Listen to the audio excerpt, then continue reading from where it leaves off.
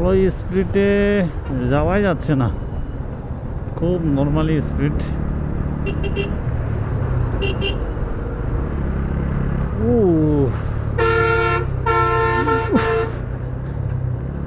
শালাবেড়া কি চাপটা দিল কত। টাঙ্গাইল হাইওয়ে রাস্তায় মোটামুটি গাড়ির চাপ ভালোই আছে, মানে 60 থেকে 70-এর উপরে মানে উড়াই যাচ্ছে না, এত পরিমাণ যানবাহনের চাপ। কালকে আরও বেশি চাপ হবে যেটা ধারণা করা যাচ্ছে, মানে শনিবারে 15 তারিখে, আজকে যেহেতু 14 তারিখ,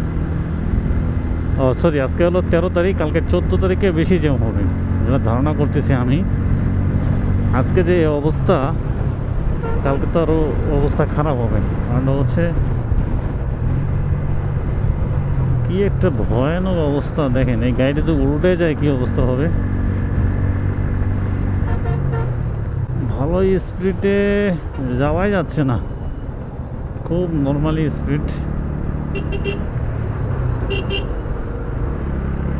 ও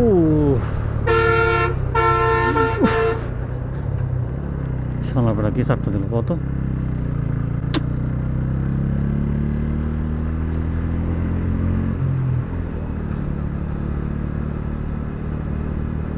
ও জায়গা থাকতে চাপটা দিল আমার।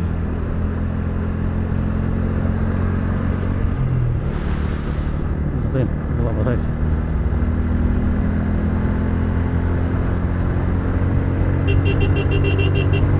থামাই চাপ দিব।